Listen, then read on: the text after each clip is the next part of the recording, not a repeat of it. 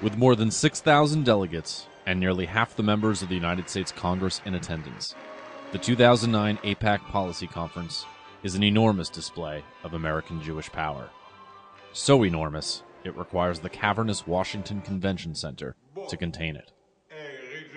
This year, nearly all the organizational leaders, politicians, and government officials had one thing on their minds. Iran. Nuclear-armed Iran. A nuclear-armed Iran. A nuclear-armed Iran. Nuclear weapons. Nuclear weapons. Nuclear bomb. Military nuclear capability. Nuclear capability. Grave danger. A moment of danger. How big a danger? Irreparable harm. Existential threat. The Holocaust. The Holocaust. The Holocaust. The Holocaust. Hitler's work. It was Hitler. The gas chamber. Cattle cars. Shivering naked victims. Gassed. 6.5 million souls. Burned alive. Auschwitz. Treblinka. Buchenwald. Killing camps. The Nazis.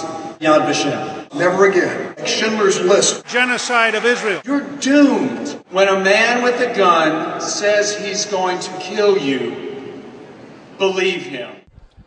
The theme of this year's conference was Relationships Matter, and the hall was festooned with billboards picturing Israeli and American leaders embracing or sharing a laugh.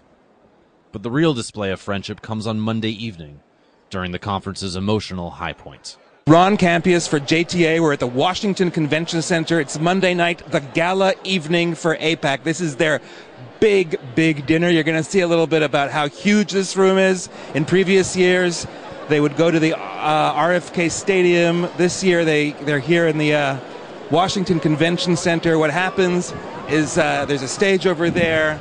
Howard Core, AIPAC's executive director, gets up there with members of the board, members of the executive like David Victor, the president. They start calling out the names of senators and congressmen here. It's like a blood sport. They call them out one after another. It's very exciting. We reporters are sitting in the desk. We're counting. We stop counting after they get to over halves, because that way we can write over half of the House was present here, over half of the Senate, and they always are present. It's very, very impressive. California, Jane Harmon. From Mississippi, Greg Harper. From Florida, Elsie Hastings. From New Mexico, Martin Heinrich. This is the show of strength. AIPAC can get these people to interrupt what they're doing and come here tonight. The conference was also an opportunity for elected officials to show off their Hebrew language skills. I've been to their family cemeteries. Galad Shalat. Me Kashavaniches. Tohar Hanish. Am Yisrael. Hi. Am Yisrael. Hi. Am Yisrael. Hi. But the real business of Policy Conference happens on Tuesday, when thousands of AIPAC delegates fan out on Capitol Hill to lobby their congressional representatives.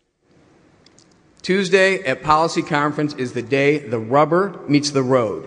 Tomorrow, Tuesday, we will ask our lawmakers to take action in 3 ways. 1, to prevent a nuclear Iran.